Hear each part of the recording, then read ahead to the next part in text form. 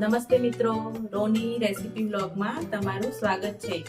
આજે આપણે બનાવીશું ભરેલા રીંગણ। તો આપણે ભરેલા રીંગણનું શાક એક અલગ રીતે અને નવી રીતે બનાવીશું અને એકદમ ટેસ્ટી એવું શાક બનીને તૈયાર થશે। તો એના માટે મેં રીંગણ લઈ લીધા છે, જે 250 ગ્રામ જેટલા રીંગણ મેં લઈ લીધા છે। આને ધોઈ અને સાફ કરીને અને આજુબાજુના ડીકડા કાઢી અને આ રીતના કરીને મૂકી દીધા છે। અને આને હજી આપણે કટ લગાવવાનો છે, તો એને આપણે કટ લગાવીશું અને એના માટે એનું આપણે ભરવા માટેની બધી સામગ્રી તૈયાર કરી લીધી છે। તો 100 ગ્રામ ખાટું મીઠું ચવાણું લીધું છે, 10 થી 12 કડી લસણની લીધી છે, 1 બાઉલ ટામેટા લીધા છે, ગોળ અને 1 લીંબુ અને લીલા મરચા અને 1 બાઉલ કોથમીર। તો આટલી સામગ્રીથી આપણે બનાવીશું ભરેલા રીંગણ। તો આપણે સ્ટાર્ટ કરીએ। આપણે પહેલા એનો ભરવા માટેનો મસાલો બનાવીશું। તો એમાં આપણે 100 ગ્રામ ચવાણું લીધું છે એ એડ કરીશું। પછી આપણે જે લસણ લીધું છે એ પણ એડ કરી દઈશું અંદર, લીલા મરચા જોડે ગોળ પણ એડ કરી દઈશું આપણે, અને આ 1 લીંબુ પણ અંદર આખું નીચોઈ દઈશું લીંબુને। એના ઠળિયા મેં કાઢી લીધા છે લીંબુના।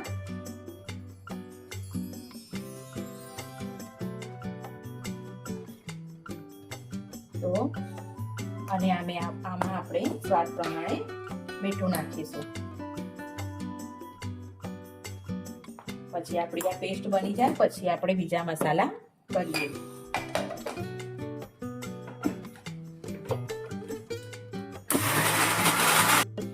આપણી આ પેસ્ટ બનીને તૈયાર થઈ ગઈ છે।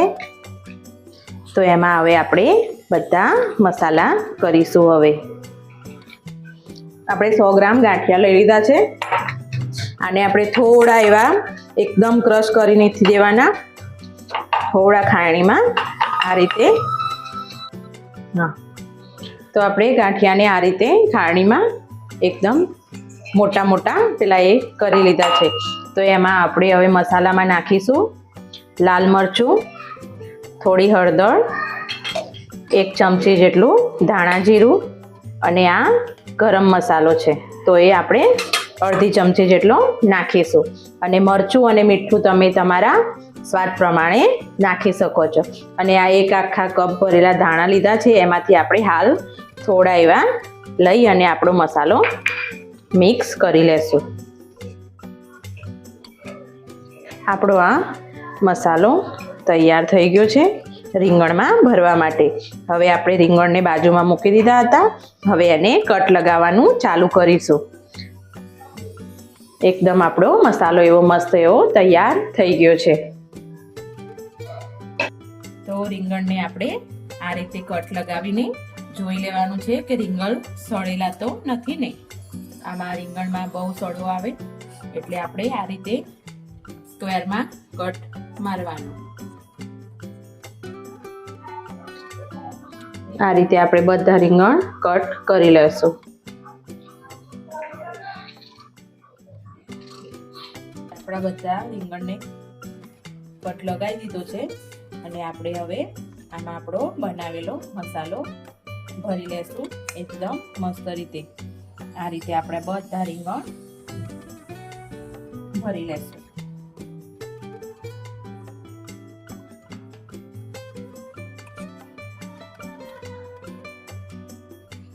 તો આપણા બધા રીંગણ આપણે હવે ભરી ગયા આવ્યા છે। હવે આપણે આને વઘાર કરવા મૂકી દઈશું। આપણે મિત્રો હવે આપણે વઘાર કરવા મૂકી દઈશું। તો એક બાજુ આપણે વઘાર પણ કરીશું અને રીંગણને થોડા તેલમાં શેકી પણ થોડા લેશું, જેથી આપણા રીંગણ કાચા ના રહે। 4 થી 5 ચમચી જેટલું મેં તેલ લઈ લીધું છે અને આ બાજુ પણ આપણા રીંગણ શેકવા માટે મેં 3 ચમચી જેટલું તેલ લઈ લીધું છે।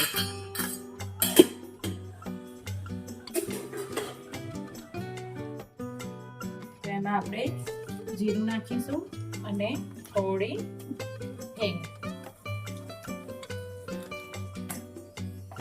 અને આપણા જે ટામેટા એક બાઉલ 2 નંગ ટામેટા છે એક બાઉલ ભરીને આપણે એડ કરી દઈશું. એ ઓગળી જાય એના માટે આપણે થોડું સ્વાદ પ્રમાણે મીઠું નાખીશું અને એકદમ તેલમાં તળવા દઈશું થોડી વાર, ઓગળી ના જાય ત્યાં સુધી.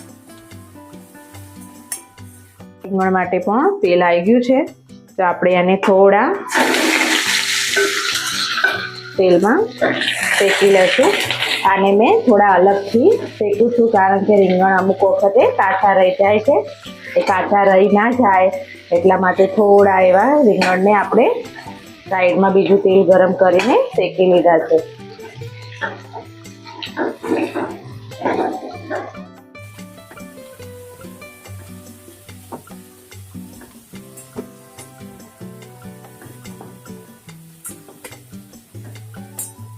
આપણા રીંગણને બધા થોડા એવા ફ્રાય કરી લીધા છે, આપણે તેલમાં શેકી લીધા છે, ફ્રાય નથી કર્યા.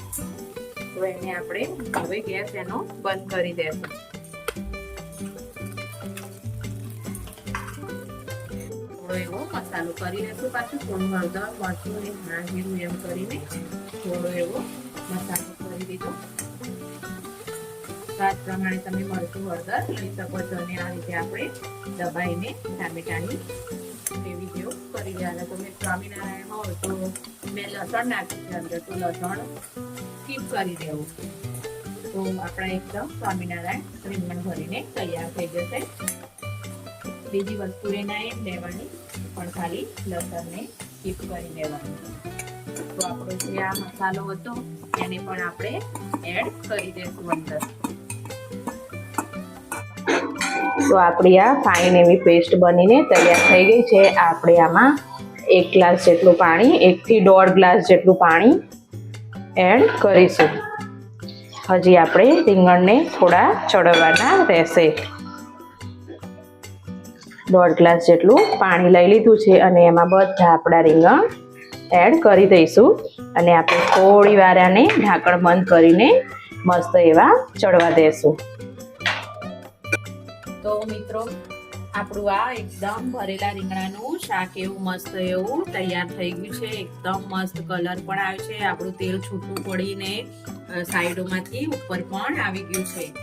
તો તમને અમારું આ ભરેલા રીંગણાનો વિડીયો ગમે તો લાઈક કરો, શેર કરો, સબસ્ક્રાઈબ કરો. Thank you.